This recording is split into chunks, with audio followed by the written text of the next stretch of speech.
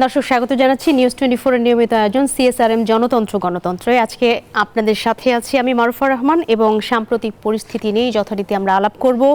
আপনারা জানেন যে জামায়াত শিবিরকে আগামীকালের মধ্যে নিষিদ্ধ করা হবে, এরকম একটি খবর আজকে আমাদের শিরোনামে রয়েছে। আইনমন্ত্রী তিনি বলেছেন এবং সেটি নির্বাহী আদেশেই হচ্ছে বলেও তিনি জানিয়েছেন। একই সাথে এই সিদ্ধান্ত ঘিরে কিন্তু রাজনৈতিক মহলে বিভিন্ন ধরনের এই পরিস্থিতি কেন্দ্রিক বিভিন্ন ধরনের মতামত উঠে এসেছে। সেই সাথে কোটা আন্দোলনের নিহতদের স্মরণে আজকে সারা দেশে আমরা জানি যে শোক পালিত হচ্ছে এবং শোক পালনের অংশ হিসেবে কালো ব্যাজ ধারণ করা হয়েছে। এদিকে শিক্ষার্থীদের 9 দফা দাবির পক্ষে তারা রাষ্ট্রীয় এই শোককে প্রত্যাখ্যান করে আজকে তারা মুখ এবং চোখে লাল কাপড় বেঁধে ছবি তোলার কর্মসূচি ঘোষণা করেছেন এবং আমরা সামাজিক যোগাযোগ মাধ্যমেও অনেকের প্রোফাইলকে লাল করে এর পক্ষে থাকার আমরা অবস্থান দেখেছি। তো সব মিলে এই বিষয়গুলো ঘিরেই আসলে আজকে আমরা আলাপ করব।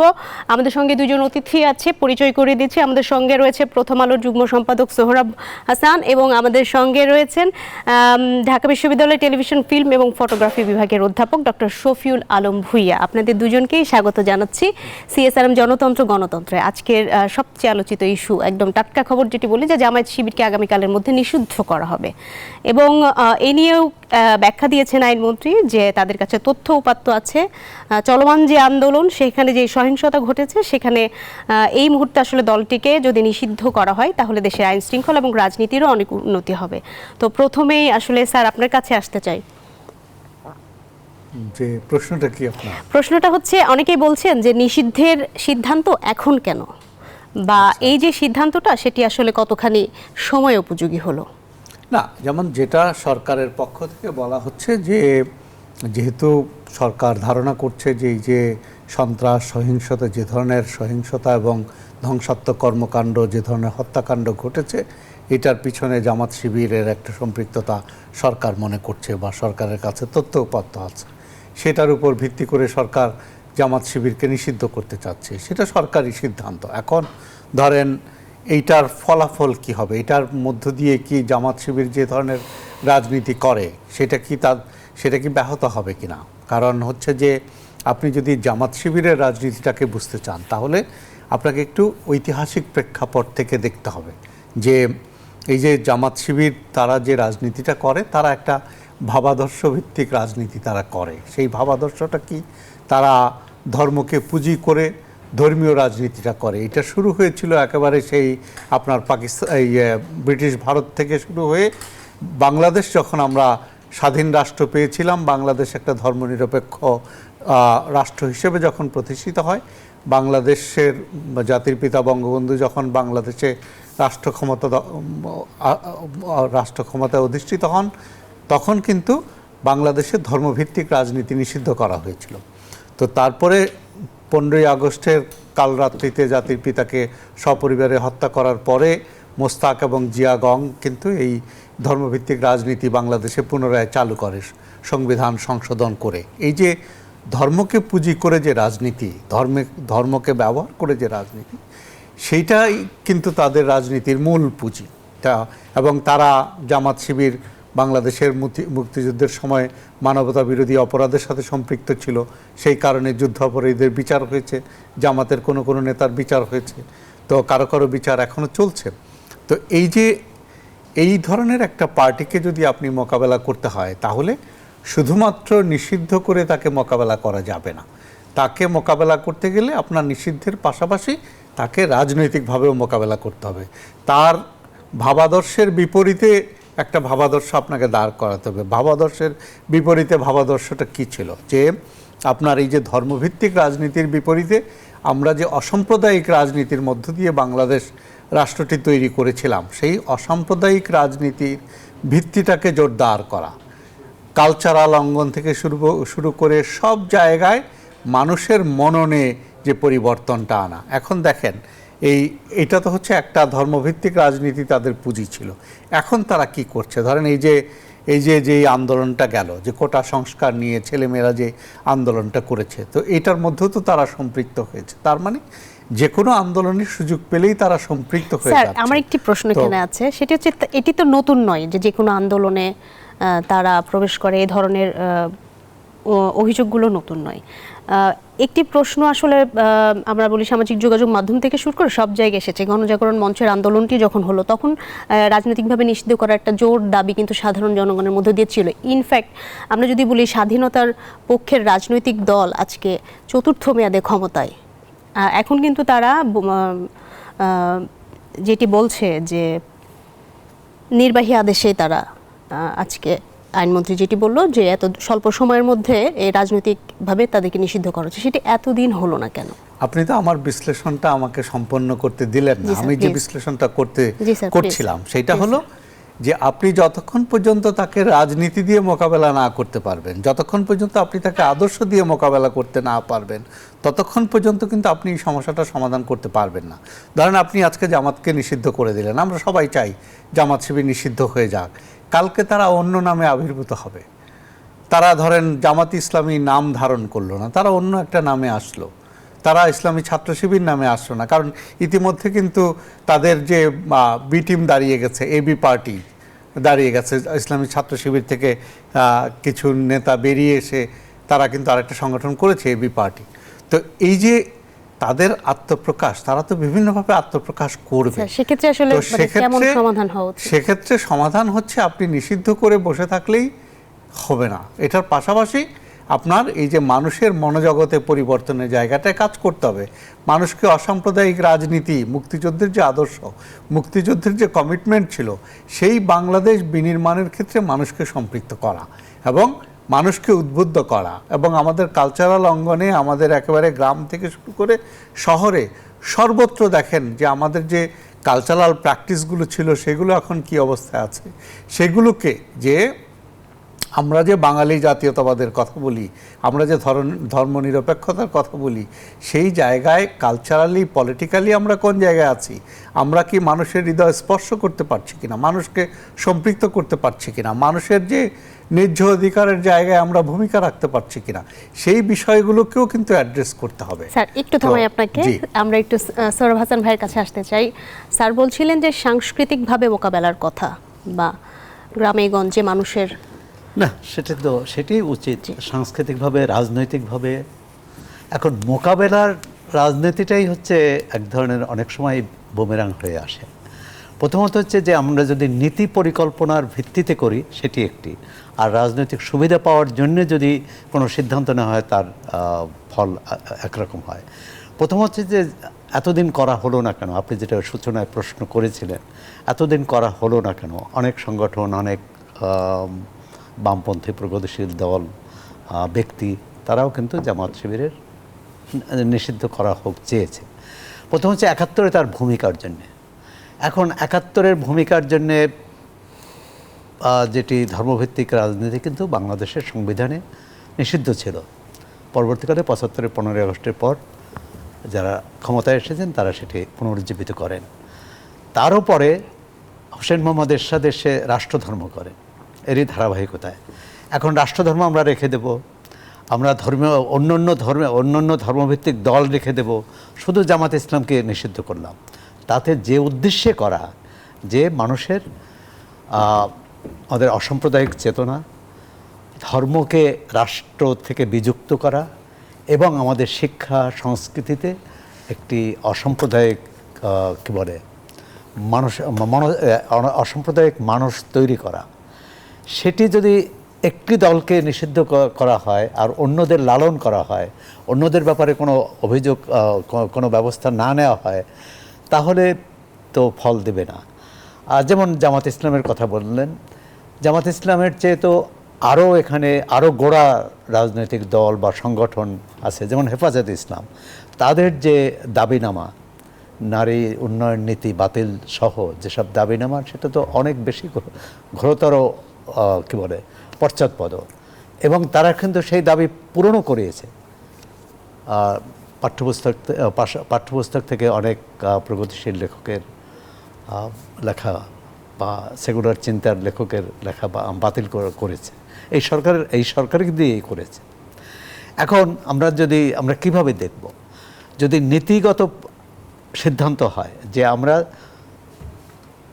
1972 সালের সংবিধানে ফিরে যাব, খুব ভালো যে 72 সালের সংবিধান জনগণের একটি মুক্তিযুদ্ধের মধ্য দিয়ে জনগণের রায়ের মধ্য দিয়ে যে সংবিধান তৈরি হয়েছে, সেই সংবিধান যা ছিল সেখানে যে ফিরে যাব।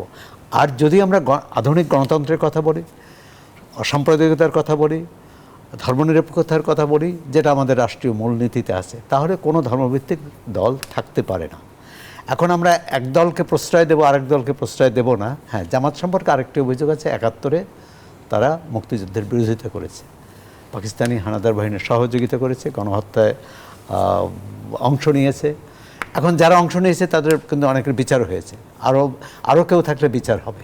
প্রশ্ন হচ্ছে যে যারা মুক্তিযুদ্ধ উত্তর প্রজন্ম, যেমন ৭১-এর পর যারা জন্মগ্রহণ করেছে অথবা যাদের বয়স আজকে ২০ বছর, তাকে তো আপনি মুক্তিযুদ্ধের বিরোধিতাকারী বা গণহত্যায় অংশগ্রহণকারী হিসেবে চিহ্নিত করতে পারবেন না। তাকে কি করতে পারবে? তার রাজনৈতিক যে আদর্শ, সেটা আদর্শ হচ্ছে সহিংস আদর্শ, সেই আদর্শ হচ্ছে পশ্চাৎপদ আদর্শ, সেই আদর্শ হচ্ছে বিভেদের আদর্শ। এর বিরুদ্ধে যেটি শফিউল আলম ভূঁইয়া বললেন, আমি মনে করি এটা রাজনৈতিকভাবে মোকাবেলা করতে হবে, সাংস্কৃতিকভাবে মোকাবেলা করতে হবে। অর্থাৎ একটি পশ্চাৎপদ ধ্যান ধারণাকে উন্নত ধ্যান ধারণা দিয়েই কিন্তু পিছনে ফেরা যায়। আরেকটি বিষয়, এই যে নির্বাহী আদেশে করা হবে, এটি তো আদালতে এর চ্যালেঞ্জ হবে, এবং সেই নির্বাহী আদেশের যেসব যুক্তি প্রমাণ তথ্য যদিও আইনমন্ত্রী বলেছেন, সেটি যদি অকাট্য না হয়, প্রমাণ না করতে পারে, তাহলে সেটা টিকবে কিনা। আর যদি না টিকে, তখন কিন্তু আবার হবে যে জামাত আদালতের রায়ে জয়ী হয়ে রাজনৈতিক দল হিসেবে প্রতিষ্ঠিত হলো। জিয়াউর রহমানের আমলে অনেক দলের নিবন্ধন দেওয়া হয়নি, পরবর্তীকালে তারা নিবন্ধন নিয়েছে। যেমন জাতীয় সমাজতান্ত্রিক দল, জিয়াউর রহমানের অধীনে কিন্তু তারা নিবন্ধন নেননি, আওয়ামী লীগ কিন্তু নিয়েছে। সুতরাং আর রাজনৈতিক প্রশ্ন রাজনৈতিকভাবেই মোকাবেলা করতে হয়। আবার একটি প্রশ্ন আছে, আওয়ামী লীগ, বিএনপি জাতীয় পার্টি যারাই ক্ষমতায় এসেছে বা বিরোধী দলে ছিল, তারা জামাত থেকে কোনো না কোনো সুবিধা পেয়েছে, জামাতকেও সুবিধা দিয়েছে। এই প্রশ্নগুলো আসবে যে দলটির যদি প্রধান অভিযোগ হয় এই দলের বিরুদ্ধে যে ৭১-এর যুদ্ধাপরাধ, তাহলে সেই যুদ্ধাপরাধের বিচার হবে। আর যদি এখনকার সহিংসতা, এই সহিংসতা তো এখন না, ৮০-র দশকে শফিউল আলম ভূঁইয়া জানেন যে তারা কীভাবে চট্টগ্রাম বিশ্ববিদ্যালয়, ঢাকা বিশ্ববিদ্যালয়, রাজশাহী বিশ্ববিদ্যালয়ে কীভাবে সহিংসতা করেছে। তারপর তো আমাদের গণতান্ত্রিক দলগুলো তাকে আন্দোলনের সহযোগী হিসেবে নিয়েছে, সংসদে একসঙ্গে বসেছে। তাহলে যে দলটি এত খারাপ, সেই দলটির সাথে এতদিন কি করে তারা একসঙ্গে চললেন? তার মানে এখানে রাজনৈতিক সুবিধার বিষয়টিও আছে। হ্যাঁ, সেই সুবিধা যদি নিতে পারে, কিন্তু সেটি শেষ বিচারে টিকবে কিনা। তাই এজন্য কেউ মনে করে যে এটি সংসদে এটি আইন করে করা যায় কিনা, এই প্রশ্নও কারো আছে। আর সেক্ষেত্রে আমি মনে করি সেই ধর্মভিত্তিক দল সম্পর্কে একটা অভিন্ন অবস্থান থাকাই উচিত। জি, আমরা একটি বিরতিতে যাব। তার আগে অধ্যাপক ডক্টর শফিউল আলম ভূঁইয়া, আপনার কাছে ছোট করে আরেকবার এই সূত্র ধরেই আসতে চাই। দেশে একটি চলমান যে পরিস্থিতির মধ্য দিয়ে আমরা আছি, নাগরিক জীবনে স্বস্তি ফিরেনি, দেশবাসীর মধ্যে স্বস্তি ফিরেনি, এর মধ্যে যদি সত্যি কালকে চলে আসে যে নিষিদ্ধ হয়ে গেল জামায়াত শিবির, তখন যে রাজনৈতিক পরিস্থিতি বা সহিংস পরিস্থিতি যে সৃষ্টি হবে না, সেটি আমরা বলতে পারি না। সেটি আসলে সরকার এখন যে বিভিন্ন নানামুখী চাপের মধ্যে আছে, কিভাবে তার আইন শৃঙ্খলা বাহিনী সহ প্রস্তুত কিনা সেটি নিশ্চয়ই সরকার প্রস্তুত। কারণ হচ্ছে যে ইতিমধ্যে আপনার জনজীবনের শতভাগ শান্তি ফিরে না আসলেও অনেকটাই তো নিয়ন্ত্রণের মধ্যে এসেছে পরিস্থিতি। তো সরকার যেহেতু একটা নির্বাহী সিদ্ধান্ত নিতে যাচ্ছে, তো নিশ্চয়ই সরকার সেটা ভেবে দেখছে, সরকার সব কিছু ভাবছে। যেটা আমাদের বক্তব্য, যেটা সৌরভ ভাইও বললেন, যে একটা সাস্টেইনেবল সলিউশন, যেই সলিউশনটা আপনার সাস্টেইনেবল হবে, যে বাংলাদেশের রাজনীতির জন্য মঙ্গল হবে, বাংলাদেশের ধর্মনিরপেক্ষ রাজনীতির জন্য মঙ্গল হবে, সেই ধরনের একটা সিদ্ধান্তে সরকারকে আসতে হবে। এবং আমরা টেকসই মঙ্গলের দিকে যেতে চাই সবাই। আমরা বিরতির পরে এই প্রসঙ্গ ধরে আরো আলাপ করব। দর্শক, একটি বিরতি নিচ্ছি। সিএসআরএম জনতন্ত্র গণতন্ত্রে আমাদের সাথেই থাকুন। দর্শক বিরতির পরে আবারও স্বাগত জানাচ্ছি সিএসআরএম জনতন্ত্র গণতন্ত্রে। আমরা আলাপ করছিলাম সাম্প্রতিক পরিস্থিতি নিয়ে। আমাদের সঙ্গে স্টুডিওতে দুজন অতিথি আছেন, প্রথম আলোর যুগ্ম সম্পাদক সোহরাব হাসান এবং ঢাকা বিশ্ববিদ্যালয়ের টেলিভিশন, ফিল্ম এবং ফটোগ্রাফির বিভাগের অধ্যাপক ডক্টর শফিউল আলম ভূঁইয়া। আমরা সাম্প্রতিক পরিস্থিতিতে আলাপ করছিলাম। আমরা দীর্ঘদিন ধরে কিন্তু কোটা আন্দোলন নিয়ে আমাদের প্রতিদিনই আলাপের বিষয়বস্তু আসছে। আজকে তাদের একটি কর্মসূচি ছিল। তার আগে জানিয়ে রাখি যে কোটা আন্দোলনে নিহতদের স্মরণে আজকে সারা দেশে শোক পালিত হচ্ছে। শোক পালনের অংশ হিসেবে কালো ব্যাজ ধারণ করা হয়েছে। সরকারি অফিসগুলোতে আমরা দেখেছি সবাই কালো ব্যাজ ধারণ করেছে। এদিকে শিক্ষার্থীদের 9 দফা দাবির পক্ষে রাষ্ট্রীয় শোক তারা প্রত্যাখ্যান করে আজকে মুখ ও চোখে লাল কাপড় বেঁধে ছবি তোলার কর্মসূচি ঘোষণা করেন। আমরা রাজশাহী বিশ্ববিদ্যালয়, জাহাঙ্গীরনগর বিশ্ববিদ্যালয়ের শিক্ষকদেরকে দেখেছি এই কর্মসূচিতে অংশ নিতে। সাংস্কৃতিক অঙ্গনের কিছু মানুষকে দেখেছি এই কর্মসূচিতে অংশগ্রহণ করতে, বৈষম্য বিরোধী ছাত্র আন্দোলনের পক্ষে আর কি। আর সেই সাথে আমরা ফেসবুক প্রোফাইলেও দেখেছি অনেককে লাল, অনেককে কালো রং ধারণ করতে। সব মিলিয়ে এই যে দিনের পর দিন দুরকম মতে সবাই বিভক্ত হয়ে যাচ্ছে, এটিকে কিভাবে দেখছেন স্যার? প্রথমে আপনার কাছে আসি। দেখেন, এই আন্দোলনটাকে যদি আপনার বুঝতে হয়, আন্দোলনের সাথে সমস্ত ঘটনাগুলোকে যদি আপনি একসাথে বিশ্লেষণ করেন, প্রথম তো হচ্ছে যে ছেলেমেয়েরা নেমেছিল, শিক্ষার্থীরা নেমেছিল এই যে কোটা সংস্কারের বিষয় নিয়ে। তো কোটা সংস্কারের আন্দোলনকে কেন্দ্র করে তারপরে যে ঘটনাগুলো ঘটেছে, যেমন ধরেন যেভাবে ছাত্ররা হত্যাকাণ্ডের শিকার হয়েছে, পুলিশ হত্যাকাণ্ডের শিকার হয়েছে, সাংবাদিক হত্যাকাণ্ডের শিকার হয়েছে, সাধারণ মানুষ হত্যাকাণ্ডের শিকার হয়েছে, তারপরে আপনার রাষ্ট্রীয় বিভিন্ন গুরুত্বপূর্ণ স্থাপনা আক্রান্ত হয়েছে, ভস্মীভূত হয়েছে, তারপরে ধরেন আরও যে সমস্ত ঘটনা এটাকে কেন্দ্র করে ঘটেছে, সেইটাকে যদি আপনি বিবেচনায় নেন এবং পাশাপাশি এইটার আরেকটা সিম্বলিক সাইড আছে। সিম্বলিক সাইডটা কি? ধরেন এই যে ডিসকোর্স তৈরির যে একটা রাজনীতি আছে, ধরেন এই যে আমি কে, তুমি কে, রাজাকার রাজাকার, এইটা একটা সাইড আছে।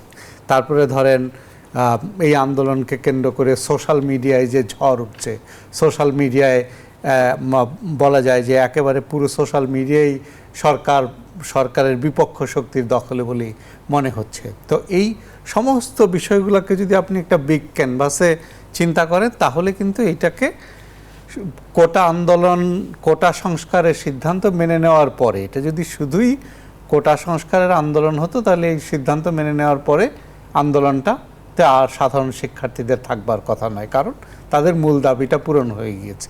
অনেক সাধারণ শিক্ষার্থী ইতিমধ্যে আন্দোলন থেকে সরেও গেছে, কারণ আমাদের তো শিক্ষার্থীদের সাথে যোগাযোগ আছে, কেউ কেউ এখনও রয়েছে, কারণ তাদের মধ্যে তো ক্ষোভ আছে যে ওই যে আপনার যে হত্যাকাণ্ডের শিকার হয়েছে অনেকে, তাদের বন্ধুরা আহত হয়েছে, সেই ক্ষোভটা আছে। কিন্তু পাশাপাশি এইটার সাথে অন্য শক্তিও কিন্তু সম্পৃক্ত হয়েছে, যেই শক্তির কথা সরকার বলছে যে আপনার যে তৃতীয় শক্তি বা বলা হচ্ছে জামায়াত শিবিরের শক্তি, একটা পক্ষ এটার সাথে সম্পৃক্ত হয়েছে। কারণ যদি সম্পৃক্ত না হতো তাহলে আপনার এই যে সহিংসতা, এই যে হত্যাকাণ্ড এতটা মাত্রায় হয়তো হতো না, যেই মাত্রায় হয়েছে। তো পুরো জিনিসটাকে বিবেচনায় নিলে যে এটা বলা যায় যে এই কোটা আন্দোলনকে সামনে রেখে কোনো না কোনো পক্ষ হয়তো একটা রেজিম চেঞ্জের চিন্তা করেছিল। তো সেই রেজিম চেঞ্জের ছকটাকে মাথায় নিয়েই অন্যান্য কাজগুলো হয়েছে। তো এখন এই যে আন্দোলনটা আমি তো মনে করি যে শিক্ষার্থীরা যে দাবিগুলো করেছে, সরকার মূল দাবিটা ইতিমধ্যে মেনে নিয়েছে বা আদালতের রায় হয়েছে। আমরা আপনার কাছে আবার আসবো স্যার, একটু আমরা সোহরাব হাসান আপনার কাছে আসতে চাই ছোট করে, এরপর আমরা বিরতির পর আবারও আপনার কাছে আসবো, সময় খুব কম। আজকে যেই প্রতীকীভাবে আমরা দুটো বিষয় দেখলাম, সামাজিক যোগাযোগ মাধ্যম, শিক্ষকরা, সাংস্কৃতিক কর্মীরা তারা লাল কাপড় বেঁধে বৈষম্য বিরোধী ছাত্রদের পক্ষে তারা রাস্তায় আবারও নেমেছে। আবার আমরা দেখলাম যে কালো ব্যাজ ধারণ করেও সামাজিক যোগাযোগ মাধ্যমে বা কর্মক্ষেত্রে বা সব জায়গায় একদল মানুষ বিভক্ত হয়ে গেছে, দুই দিকে আর কি। তো এটার দায় কি শুধুই তৃতীয় শক্তির সম্পৃক্ততা কিনা, আপনি কি মনে করেন? তৃতীয় শক্তি তো পরের, আগে আছে শিক্ষার্থীদের আন্দোলনটা ছিল কোটা সংস্কারের জন্য সম্পূর্ণ অরাজনৈতিক আন্দোলন। এবং সরকারের দীর্ঘায়িত হচ্ছেই। সরকারের নীতি নির্ধারক মন্ত্রী তারাও বলেছেন তারা এই সংস্কারের পক্ষে। বিষয়টি আদালতে চলে যাওয়ার পরে শিক্ষার্থীদের মধ্যে একটা ভয় ছিল যে তারা যে সুবিধা পেয়ে আসছিলেন সেটি বোধহয় চলে যাবে।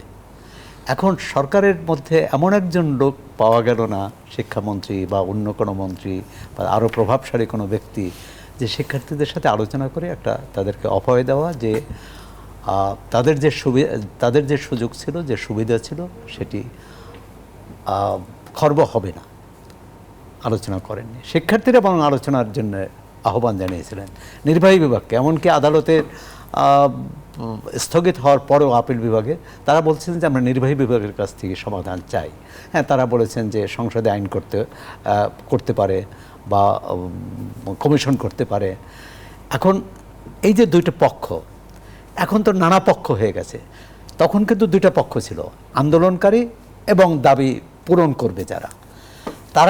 তাদের মধ্যে যদি একটা বৈঠক হতো, আলোচনা হতো, তাহলে এই সমস্যাটি হতো না। এত তৃতীয় পক্ষ বা নাশকতাকারীও ঢোকার সুযোগ পেত না বলে আমি মনে করি। সেটি না হয় এখন দেখুন আদালতের মাধ্যমে শিক্ষার্থীদের যে কোটা সংস্কার, আমাদেরকে বিনয়ের সঙ্গে বলছি একটি বিরতিতে যেতে হবে। আপনি যদি কোটা সংস্কার মূল দাবি মেনে নেওয়ার পরেও অচল অবস্থা চলছে, কারণ এখানে সরকারের অনেক গাফিলতি আছে, অনেক ভুল সিদ্ধান্ত আছে। এখন পর্যন্ত এটি কিভাবে সমাধান করবে সেটি পরে বলব। যে সমাধানের পথ আসলে আমরা বিরতির পরে আবারও আলাপ করতে চাই সমাধানের পথ নিয়ে। দর্শক, আরও একটি বিরতি নিচ্ছি, সঙ্গেই থাকুন। দর্শক, বিরতির পরে আবারও স্বাগত। আমরা সাম্প্রতিক পরিস্থিতি নিয়ে আলাপ করছিলাম। সোহরাব হাসান, আপনার অসমাপ্ত কথা। আচ্ছা, অসমাপ্ত কথা তো অসমাপ্ত আন্দোলন, অসমাপ্ত সরকারের কার্যক্রম, অসমাপ্ত দেশ এখন অসমাপ্ত, ইন্টারনেট অসমাপ্ত, আমরা অসমাপ্তের মধ্যেই চলছি। এটাকে সমাপ্ত করা যাবে কিভাবে? একটা ফয়সালা হতে হবে। সরকার বলছে যে শিক্ষার্থীরা কোনো সন্ত্রাসে জড়িত ছিল না, তারা কোনো সহিংসতা করেনি। আবার সেই শিক্ষার্থীদের যারা নেতা, আন্দোলনের যারা নেতা, তাদেরকে ডিবি অফিসে রেখে দেওয়া হয়েছে। আজকে মানে এটি ডিবি অফিসে কেন? মানে তাদের নিরাপত্তা দরকার হলে সরকার তাদের বাড়িতে প্রহরা বসাতো। এটি মানে একটি গণতান্ত্রিক দেশে এটি শুধু দৃষ্টিকটু নয়, এটি বেআইনি, এটি মানে খুবই অন্যায়। এই পরিবারের তাদের উদ্বেগ, উৎকণ্ঠা, এবং যে কারণে এই যে আজকে পরিস্থিতি হচ্ছে লাল কালো, এটা তো সরকার মানে এই কারণেই হয়েছে। তারা ঘোষণা দেবে বিশ্ববিদ্যালয়ে যেয়ে, তারা ঘোষণা দেবে প্রেস ক্লাবে যেয়ে, বা যে কোনো জায়গায়, সেটা ডিবি অফিসে নিয়ে ঘোষণা দিতে হবে কেন? স্বাভাবিকভাবে অন্য সমন্বয়ক শিক্ষার্থীদের মধ্যে উদ্বেগ মানে কী বলে সন্দেহ দেখা দিয়েছে যে তাদেরকে জোর করে নিয়ে গেছে। তারপর এর মধ্যে কারো বেশ কয়েকজনকে আগে কারা ধরে নিয়ে গেছে, অজ্ঞাতনামা করেছে। এখন বাংলাদেশে অজ্ঞাতনামা নেক আর জ্ঞাতনামা নেক, এটা সরকারের দায়িত্ব বের করা। সেই সোহরাব হাসান, আপনাকে ধন্যবাদ। আমাদের হাতে সময় কম, আমরা একটু স্যারের কাছে আসতে চাই, অধ্যাপক ডক্টর শফিউল আলম ভূঁইয়া। সোহরাব হাসান বলছিলেন যে এখন একটা ফয়সালা হওয়া দরকার, এটার একটা সমাপ্ত দরকার। ফয়সালা আসলে কিভাবে হলে ভালো হয় আপনি মনে করেন? যেমন ফয়সালা হচ্ছে কি, যেমন সরকার তো ঘোষণা দিয়েছে যে যারা নাশকতার সাথে সম্পৃক্ত না তাদের ব্যাপারে আইন শৃঙ্খলা রক্ষাকারী বাহিনী যাতে কোনো ধরনের জোর জবরদস্তি বা গ্রেফতারে না যায়। যেমন আজকে ঢাকা বিশ্ববিদ্যালয় কর্তৃপক্ষ কিন্তু 17 জন শিক্ষার্থীকে মুক্ত করে এনেছে বিভিন্ন থানা থেকে। তো এইভাবে যেই শিক্ষার্থীরা যারা কারাগারে আছেন তারা যদি বেরিয়ে আসেন, তাদের শিক্ষা প্রতিষ্ঠানগুলো যদি তাদেরকে বের করে নিয়ে আসে এবং বিশ্ববিদ্যালয়ের পরিস্থিতি স্বাভাবিক করে শিক্ষা প্রতিষ্ঠানগুলো যদি আমরা খুলে দিতে পারি। যেমন আমি একজন শিক্ষক হিসেবে আমি তো ক্লাসরুমে যাওয়ার জন্য মুখিয়ে আছি। তো সেইটা ব্যবস্থাটা যদি করা যায়, যে ধীরে ধীরে আমরা যদি শিক্ষা প্রতিষ্ঠানগুলো খুলতে পারি এবং এই যে তাদের যেহেতু মূল দাবিটা মানা হয়েছে, বাকি দাবিগুলোর ব্যাপারে সরকার আলাপ আলোচনা করতে পারে। কারণ আপনি যখন কোনো আন্দোলনে যান, আপনার মূল দাবি যদি পূরণ হয়ে যায়, আর যে বিচার বিভাগীয় যে তদন্ত কমিটিটা হয়েছে, সেই তদন্ত কমিটি যদি সমস্ত ঘটনাগুলোর তদন্ত করে, যে হত্যাকাণ্ডগুলো ঘটেছে, নাশকতার ঘটনা ঘটেছে, সবগুলোর পুঙ্খানুপুঙ্খ তদন্ত করে যদি অপরাধীদেরকে আইনের আওতায় নিয়ে আসা যায়, এবং সেই আইনের আওতায় তো নিয়ে আসতে হবে, খুঁজে বের করতে হবে যে কি হয়েছিল, কেন হয়েছিল এবং কারা কি করেছে। তো যার ফলে কারণ এটা কিন্তু এই আন্দোলনটার অনেকের জন্যই কিন্তু এটা অনেক ধরনের শিক্ষণীয় জায়গা আছে। জি, আমরা একেবারে এই অনুষ্ঠানের শেষ ধরনের পর্যায়ে চলে যে এসেছি। ব্যাপক হারে স্যার। যে প্রাণহানি হয়েছে সেটা কেন হলো এই প্রশ্নটা খতিয়ে দেখা, তারপরে হচ্ছে যে এখানে রাজনৈতিকভাবে মোকাবেলা করা বা ছাত্রদের সাথে কিভাবে আমাদেরকে ডিল করতে হবে সেই বিষয়টা নিয়ে রাজনৈতিক দলগুলোর জন্য শিক্ষণীয়, সরকারের জন্য শিক্ষণীয়, এরকম জি, অনেক জি, জি, স্যার, অনেক বিষয় অসংখ্য এখানে ধন্যবাদ। আছে। আমাদের তো হাতে আর সময় যার আসলে ফলে নেই, তবে এই ফয়সালা আসলেই বিষয়গুলোর হতে দিকে হবে যদি যৌক্তিক, আমরা যেটি মনোনিবেশ আপনারা করি বলছিলেন। তাহলে একটা দর্শক, সমাধানে সিএসআরএম আসা সম্ভব। জনতন্ত্র গণতন্ত্রে এই ছিল আজকের মতো। এতক্ষণ সাথে থাকার জন্য অসংখ্য ধন্যবাদ।